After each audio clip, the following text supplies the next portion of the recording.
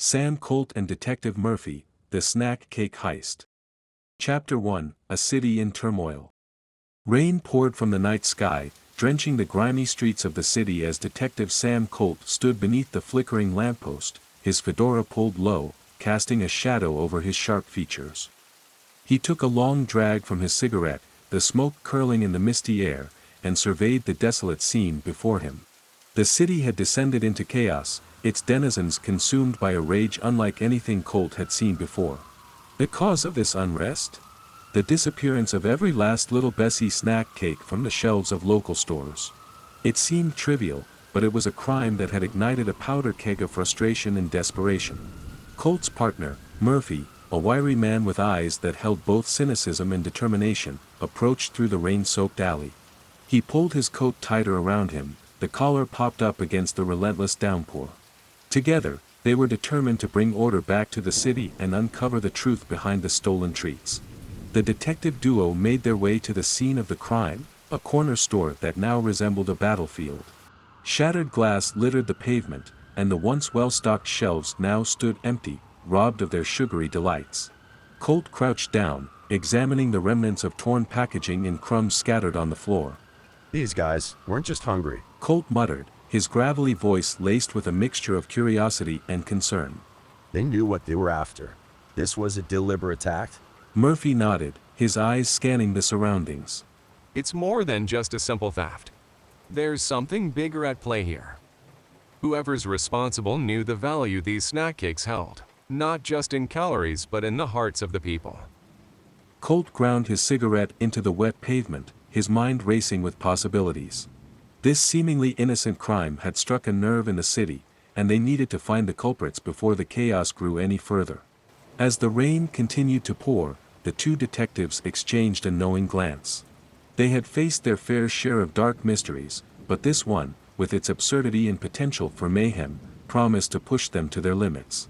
Determined, Colt and Murphy set off into the night, following the crumbly trail that would lead them to the heart of the confectionery chaos that had engulfed the city. Little did they know that their investigation would take them down a twisted path, exposing secrets, betrayals, and a shadowy underworld lurking beneath the city's glamorous facade.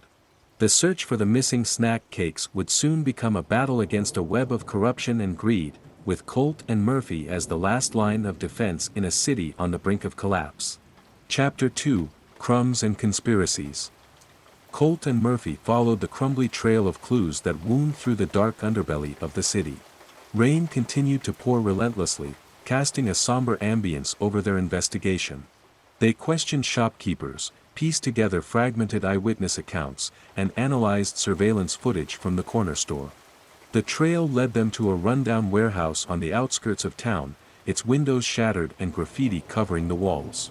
Inside, they found a makeshift hideout, the air thick with the scent of sugary sweetness. Empty little Bessie snack cake wrappers were scattered about, their twisted remains a testament to the voracious appetites of those responsible. Colt's eyes narrowed as he surveyed the scene. This isn't just about stolen snacks, Murphy.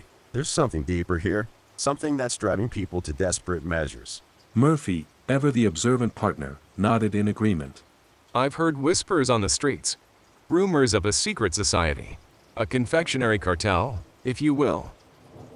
The snack cakes were merely the first move in a sinister plan. The partners exchanged a determined look, knowing they were on the right track. They sifted through the discarded wrappers, searching for any hidden clues that might shed light on the larger conspiracy at play.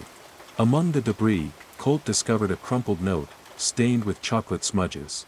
The note contained a cryptic message: indulgence leads to power. The sweet shall rise. It was clear that this was more than just a group of petty thieves looking for a sugary fix. There was a twisted ideology driving their actions. As they continued their investigation, Colt and Murphy encountered whispers of a mysterious figure known as the Chocolatier. This stealthy individual was rumored to be the mastermind behind the snack cake heist, using their stolen sweetness to manipulate the city's underbelly for his own gain. Their journey took them deeper into the criminal underworld, navigating treacherous alliances and dodging dangerous adversaries. They met with informants, some willing to spill secrets for the right price, while others clammed up, fearing the repercussions of crossing the Chocolatier. Every step brought Colt and Murphy closer to the truth, and closer to a confrontation with the chocolatier and his network of ruthless cohorts. They knew they were dealing with a cunning and calculated adversary, one who had turned a simple theft into a citywide crisis. As rain continued to pour outside, Colt and Murphy made a solemn pact to bring the chocolatier's empire crashing down, no matter the cost. They would follow the trail of crumbs, unravel the conspiracies, and expose the dark secrets that had pushed the city to the edge of chaos. Little did they know that their determination would lead them into a dangerous game of cat and mouse, where their lives would hang in the balance and the truth they sought would be more sinister than they could have ever imagined. Chapter 3: Dark Whispers and Twisted Desires. Colt and Murphy delved deeper into the heart of the city's criminal underworld, following the dark whispers that led them closer to the chocolatier and his web of deceit. They navigated through dimly lit alleyways, past boarded-up buildings, and into the secret hideouts of various criminal factions. Their investigations brought them to a hidden speakeasy, a haven for those seeking forbidden pleasures. The air inside was thick with the scent of cigar smoke and the rhythmic melody of jazz music. The detective duo discreetly made their way through the crowded room, their eyes scanning for any signs of the elusive chocolatier.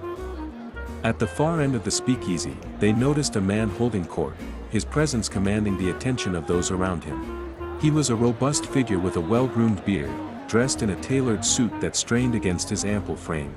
There was an air of confidence and authority about him that made Colt's instincts tingle. Could that be the chocolatier? Murphy whispered, his voice barely audible over the noise of the room. Colt nodded, his gaze fixed on the figure. There's only one way to find out. With determination etched on their faces, Colt and Murphy approached the chocolatier, weaving their way through the crowd. As they reached his table, they noticed a subtle smirk curling at the corner of his lips, hinting at the hidden secrets he held. Good evening, gentlemen. The chocolatier greeted them with a sly smile. What brings you to my humble establishment? Colt leaned in closer, his voice low and filled with suspicion. We've been hearing whispers, Chocolatier. Rumors of your involvement in the Snack Case Heist that has sent the city into anarchy. The chocolatier chuckled, the sound dripping with self-assuredness. Oh, so the renowned detective Colt has finally caught wind of my little operation. Well, you are too late, detective. The pieces are already in motion, and there's nothing you can do to stop it. Murphy, ever quick-witted, interjected. Your little operation has caused widespread panic and desperation. Is this really about Snack Case? Or is there something more sinister at play here? The chocolatier's smile widened, his eyes gleaming with a mix of arrogance and madness. Snack cakes are just the beginning, my dear detectives. They are the means to an end. Indulgence is power, and I plan to rise to the top, using the city's addiction to sweetness as my weapon. Colt's jaw tightened, his eyes burning with resolve. We won't let you succeed, Chocolatier. We'll bring your twisted empire down and put an end to the chaos you've unleashed. With a flick of his wrist, the chocolatier signaled his henchmen to surround the detectives. The room grew tense as the air crackled with anticipation. A confrontation was imminent, and Colt and Murphy were ready to fight tooth and nail for justice. As fists were raised and gunfire erupted, the speakeasy became a battleground of swirling chaos. Colt and Murphy fought valiantly against the chocolatier's henchmen, their years of experience and sharp instincts guiding their every move. Amidst the chaos, Colt and Murphy fought with fierce determination, trading blows and dodging attacks with the precision of seasoned warriors. The room echoed with the sounds of grunts, breaking glass, and the occasional gunshot. The chocolatier, witnessing his carefully constructed empire crumbling before his eyes, retreated to a hidden back room, his face twisted with a mixture of anger and desperation. Colt and Murphy, not willing to let him escape, pursued him, navigating through the tangled corridors of the speakeasy. As they entered the dimly lit room, they found the chocolatier panting heavily, his back against the wall. Beads of sweat glistened on his forehead, mixing with streaks of chocolate, a testament to his indulgent lifestyle. You're relentless, detectives. The chocolatier sneered, struggling to catch his breath. But you can't comprehend the power that indulgence brings. I will rise, and this city will bow before me. Colt's eyes narrowed, his voice filled with unwavering determination. Your reign ends here, Chocolatier. The only thing you'll find is a prison cell. With a sudden surge of strength, the Chocolatier lunged at Colt, surprising him with his agility. The two engaged in a vicious struggle, their bodies crashing against the room's furnishings. The Chocolatier fought with a desperate fierceness, fueled by his obsession with power and control. Meanwhile, Murphy, ever the resourceful partner, searched the room for any evidence that would expose the Chocolatier's crimes.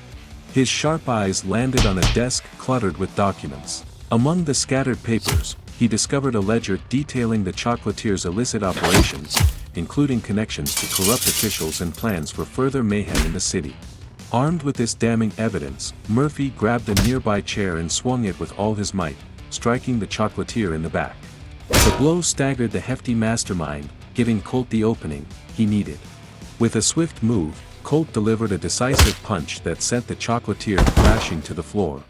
As the room fell into silence, Colt and Murphy apprehended the Chocolatier, their victory undeniable. The once powerful figure lay defeated, his dreams of sugar-fueled dominance shattered.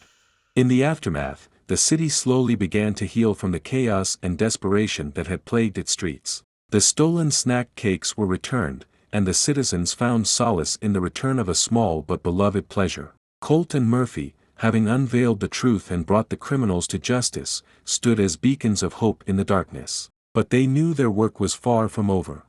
The city still harbored secrets, and new mysteries awaited their keen detective skills. With the bittersweet taste of this case still lingering, Colt and Murphy silently vowed to protect their city from the shadows that threatened to consume it. As they left the room, the rain outside had subsided, leaving the city washed clean. The streets glistened under the moonlight, carrying with them the promise of a new day. And so, with heads held high and hearts filled with resolve, Colt and Murphy embarked on their next mystery, ready to face whatever darkness awaited them.